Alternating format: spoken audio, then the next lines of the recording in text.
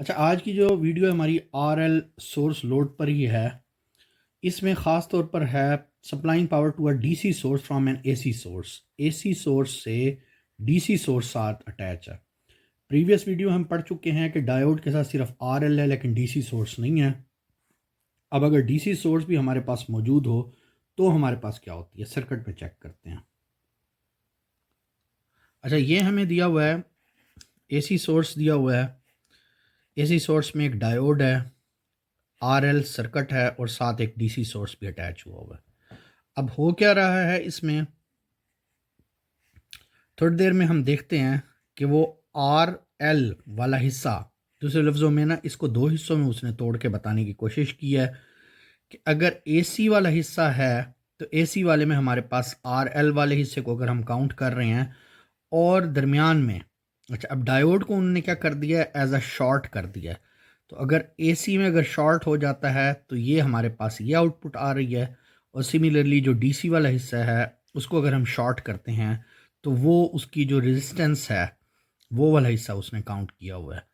अच्छा, अब इसको अगर हम लोग करंट के मुताबिक देखें तो बेसिकली ये सप्लाई के हमारे पास वोल्टेज अवेलेबल हैं।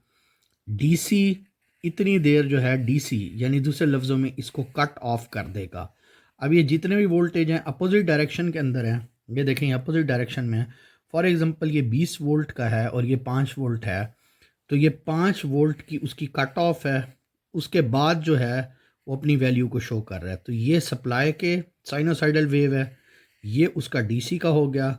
और सिमिलरली जो करंट आपका उसमें से गुजरने वाला है वो करंट इस अल्फ़ा के बाद गुजर रहा है। अच्छा, अल्फ़ा के बाद क्यों गुजर रहा है, याद रखने वाली चीज़ ये है कि यहाँ से यहाँ तक तो वो कट कर रहा है, यानी दूसरे लफ्ज़ों में 5 वोल्ट तक कट कर रहा है, 5 से ऊपर जाके वो देना शुरू करेगा करंट। तो 5 से ऊपर करंट गुजरना शुरू होगा। अब इसको यहाँ आके बंद कर देना चाहिए था, क्योंकि जी नीचे नेगेटिव हिस्सा है, लेकिन ये यहाँ बंद नहीं होगा। उसकी वजह यह है कि इंडक्टर के अंदर करंट स्टोर हो जाएगा, तो वो कंडक्ट करता रहेगा। प्रीवियस वीडियो में भी जिसमें आपका आर एल लोड था, आपने देखा था कि हमारे पास पाई से बीटा तक वो कंडक्ट कर रहा था। और कंडक्ट करने की वजह क्या थी कि वो अपनी प्रीवियस स्टेट को मेंटेन करने की कोशिश करता है।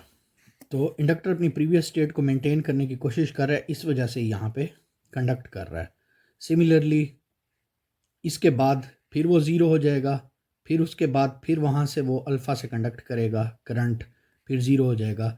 तो यहाँ बेसिकली सप्लाई के वोल्टेज, डीसी वोल्टेज और जो करंट होगा वो बताया गया, सर्किट में से जो करंट गुजर रहा होगा। तो half wave rectifier RL load के साथ है। सर्किट का फोर्स रिस्पांस है एसी का, सर्किट का फोर्स रिस्पांस डीसी का है, और ये इसकी वेव फॉर्म्स है। तो नेक्स्ट वीडियो के साथ हाजिर होंगे। Thank you.